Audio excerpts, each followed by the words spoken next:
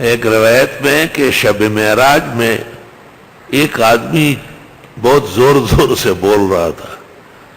جبریل سے آپ نے پوچھا کہ یہ کون ہے, کیا کر رہا ہے؟ کہ یہ موسیٰ ہے اور رب سے باتیں کر رہا ہے. کہ اتنے زور زور سے, کہ اتنا ربہ یعرف حدتہ, رب کو پتہ ہے کہ یہ بندہ ذرا گرم مزاج کا ہے. اللہ, کیا ناز و لاڈ ہے جی.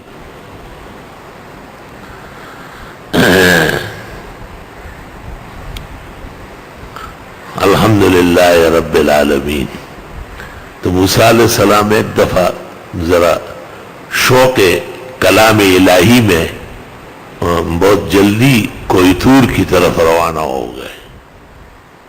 تو راستے میں خیال آیا, اوہو گھر تو جانا چاہیے تھا, اور گھر والوں کے لیے کچھ آٹے کا اور رزق کا انتظام کرنا تھا, بال بچے ہوں گے. اللہ جل جلالہ اما نوالہ جو علیم بذات الصدور ہے, جیسے ہی بارگاہ اقدس میں پہنچے اور کوئی طور کے مشہور جگہ میں جہاں سے اللہ کی آواز سننے میں آتی تھی اور حضرت مشغولی کلام الہی ہوتے تھے, فرمایا کہ اے موسیٰ یہ سامنے پتھر مارو. وہ مارا, 2 ٹکڑے ہو گئے. کہا ایک اس ٹکڑے میں ایک چھوٹا پتھر ہے, اس کو مارو. اس کو توڑا, اس کو توڑا, اس کو توڑا.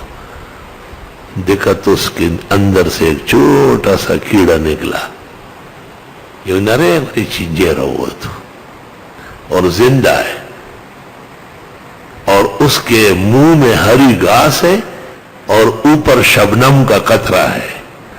یہ کھانا اور یہ پینا, ٹھنڈی بوتل ساتھ. حضرت موسیٰ حیران ہوئے. آپ نے کہا وہ موسیٰ قریب ہو, کچھ کہنا چاہتے ہیں. حضرت موسیٰ نے کان قریب کیا, وہ چھوٹی سی کیڑی کہہ رہی ہے, سبحان من یرانی ویعرف مکانی ویرزقنی ولا ینسانی. پاکی ہے اللہ کے لیے جو مجھے جانتا ہے اور میری یہ جگہ بھی اس کو معلوم ہے, وقت پر روزی پہنچاتا ہے. موسیٰ سمجھ گئے کہ اس خیال پر اللہ نے تنبیہ فرمائی.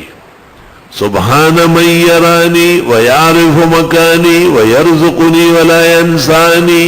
تفسیر روح المعانی. وما من دابۃ فی الارض الا علی اللہ رزقها کے ذیل میں.